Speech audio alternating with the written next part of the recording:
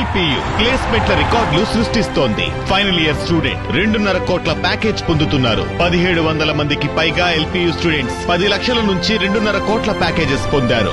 విద్యా విప్లవం ప్రారంభమైంది లవ్లీ ప్రొఫెషనల్ యూనివర్సిటీలో. పురుషోత్తం రెడ్డి గారు, గతంలో జగన్మోహన్ రెడ్డి గారి పర్యటనలో ఆంక్షలు, పోలీసులు వ్యవహరించిన తీరు కానీ, లేకపోతే కేసులు, ఈ అక్రమ కేసులు పెట్టేటటువంటి విధానం, వాళ్ళని అరెస్ట్ చేస్తున్నాయి, వీటన్నిటిపైన మాట్లాడేటప్పుడు పోలీసులకు ఒక సీరియస్ కొందరు పోలీసులు మళ్ళీ వాళ్ళని ఎవరైతే విధి నిర్వహణలో చాలా అక్రమంగా ప్రవర్తిస్తున్నారో వాళ్ళ గురించి మాట్లాడుతూ, మీరు రిటైర్డ్ అయ్యి వెళ్ళిపోయిన పక్క రాష్ట్రాల్లో ఉన్న సప్త సముద్రాల అవతల ఉన్న తప్పకుండా పట్టుకొస్తాం, చట్టం ముందు దోషిగా నిలబెడతామని చెప్పారు. ఈరోజు కొంత మార్చి, అయ్యా మీరు కూడా చంద్రబాబు చేతిలో మోసపోతారు, ఈ ప్రలోభాలకు లంచాలకు మరిగి మీరు ఈ విధంగా చేస్తే మీరు కూడా మోసపోతారు, ఆ రోజు నేను మీ తరపున పోరాటం చేయాల్సి వస్తుందని చెప్పారు. ఈ వార్నింగ్ నుంచి ఉపదేశం వరకు పోలీసులకు జగన్మోహన్ రెడ్డి గారు ఇస్తున్నటువంటి సందేశం ఏంటి అసలు? బేసిక్గా ప్రభుత్వ పరిపాలన కొనసాగేసరికి, అంటే పెరిగేసరికి, రోజులు గడిచేసరికి అన్ని తరగతుల మీద ప్రభుత్వం ప్రతాపం చూపిస్తుంది. అందులో భాగంగా మీకు ఆ పరిస్థితి తప్పదనే పరిణామ క్రమంలోనే జగన్ గారు పోలీసుల గురించి మాట్లాడుంటారు. 2 అంశాలు. ఒకటి, మామిడి రైతుల సమస్య, ప్రభుత్వం వ్యవహరిస్తున్న పద్ధతి. అవును, జగన్మోహన్ రెడ్డి గారి ప్రభుత్వం పర్యటన పట్ల ప్రభుత్వం, పోలీసులు, ప్రభుత్వ ఆదేశాలతో పోలీసులు వ్యవహరించిన తీరు విడివిడిగా చూడాలి.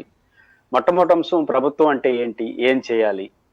ప్రభుత్వం అంటే అరిస్టాటిల్ మాటలో చెప్పాలంటే ఉయ్యాల నుంచి కాటి వరకు మనిషి యొక్క జీవితాన్ని గురించి ఆలోచించేదే ప్రభుత్వం. ఉయ్యాలంటే పుట్టడం, కాటి కంటే చనిపోవడం. ఈ మొత్తం పరిణామ క్రమంలో మనిషి గురించి ఆలోచించేదే ప్రభుత్వం అని, అంత దూరదృష్టితో ప్రభుత్వం ఉంటుందని చంద్రబాబు గారు ఎప్పుడు చెప్తుంటారు. విజన్ నా 10 ఏళ్ళు 20 ఏళ్ళు ముందు ఆలోచించాలి అంటారు. అదే అంత ఆలోచన చేస్తున్న ప్రభుత్వం 1 year కూడా ముందు ఫోర్కాస్ట్ ఎందుకు చేయలేకపోతా ఉందనేది అర్థం కాలేదు. మామిడి సమస్యకు 1 year ముందుగానే ప్రభుత్వం ఫోర్కాస్ట్ చేస్తుంటే ఇంత ప్రమాదం జరుగుండేది కాదు. ప్రభుత్వ ఫోర్కాస్ట్ లో వచ్చిన లోపాలు చాలా స్పష్టంగా కనిపిస్తున్నాయి. ఈరోజు జగన్మోహన్ రెడ్డి గారి పర్యటనలో వారిని సాఫీగా నడుచునుంటే అన్ని విషయాలు డీటెయిల్స్ ఆయన మాట్లాడి ఉండేవాడు, ప్రభుత్వానికి ఒక అడ్వైజ్ చేసి ఉండేవాడు, సమస్య ఒక ఎస్టాబ్లిష్ అయి ఉండేది. సమస్య ఎస్టాబ్లిష్ అయిందని సమస్య లోతుల్లోకి వెళ్ళడానికి అవకాశం లేకుండా పోయింది. ప్రభుత్వం వైఫల్యం ఎంత స్పష్టంగా కనిపిస్తా ఉందంటే, ఈరోజు ప్రభుత్వ పెద్దలు మాట్లాడుతుంది ఏంటంటే, ఒక చిత్తూరు జిల్లాలోని 40,000 టన్నుల పల్పు ఇంకా గతందే ఈ మ్యానుఫ్యాక్చరింగ్ నుంచి మెయిన్ యూనిట్స్కి వెళ్ళట్లేదు, వాడే కంపెనీలకు వెళ్ళట్లేదు అనేది ప్రభుత్వం చెప్తుంది. మరి 40,000 టన్నులు పల్ప్ ఉంటే భవిష్యత్తులో మళ్ళీ ఇదే మ్యానుఫ్యాక్చరింగ్ యూనిట్స్ కొనాల్సి ఉంటే, రైతులు పంటలు పండిస్తుంటే దాని పరిణామం ఎలా ఉంటుందో ఫోర్కాస్ట్ చేయలేదా ప్రభుత్వం? 1 year ముందే ఫోర్కాస్ట్ చేస్తే తగిన ఏర్పాట్లు చేసుకోవాలి కదా. కేంద్ర ప్రభుత్వం ఎంత నిర్లక్ష్యంగా వ్యవహరిస్తూ ఉంది. యూరోపియన్ కంపెనీతో మనకు ఒప్పందాలు సరిగ్గా లేనిగా అంతర్జాతీయంగా మార్కెటింగ్ సమస్యలు వస్తున్నాయి. అదేవిధంగా ఈ పల్ప్ వాడడంలో, మామిడికి రిలేటెడ్ జ్యూస్ లో 16% నుంచి 8% తగ్గించేసాయి కంపెనీలు. దానివల్ల డిమాండ్ పడిపోతా ఉంది. దీన్ని ఎవరు పరిష్కరించాలి? కేంద్రంతో మాట్లాడుకోవాలి, ఈ కంపెనీలతో మాట్లాడుకోవాలి, ఉన్న 40,000 టన్నులు ఏం చేయాలో ఆలోచించుకోవాలి, రాబోయే పంటను ఎలా దీన్ని మేనేజ్ చేయాలి అనేది కదా ప్రభుత్వం ఆలోచించాల్సిన దూరదృష్టితో. కానీ ఇవి ఏమి పట్టించుకోకుండా ఈరోజు సమస్య వచ్చేసరికి ఏం చేయాలని చేతులెత్తేస్తే కేంద్రమే చూసుకోవాలంటే ఎక్కడ చూసుకుంటారు? ఏం చేయలేమని చేతులు ఎత్తేసారా? ఒక పాయింట్ చెప్పండి. ఎందుకంటే అచ్చెన్నాయుడు గారు మాట్లాడుతూ అన్ని చేసేసాము, అయిపోయింది, ఇంకేం లేదని చెప్తున్నారు. ఏం చేయలేక చేతులు ఎత్తేసారా? అన్ని చేసేసిన తర్వాత పరిస్థితులు ఇవే అంటే ప్రభుత్వం 2 చేయాలి. ఒకటి ఫోర్కాస్ట్ చేయాలి, సమస్య వచ్చినప్పుడు సమర్థవంతంగా దాన్ని పరిష్కరించాలి. ఫోర్కాస్ట్ మినిమం చేయలేదు. నేను చెప్పిన ఈ సమస్యలు ఏదైతే ఉన్నాయో ఇవన్నీ ఫోర్కాస్ట్ చేసి అంచనా వేసుకొని వెళ్ళే ప్రయత్నం చేయలేదు.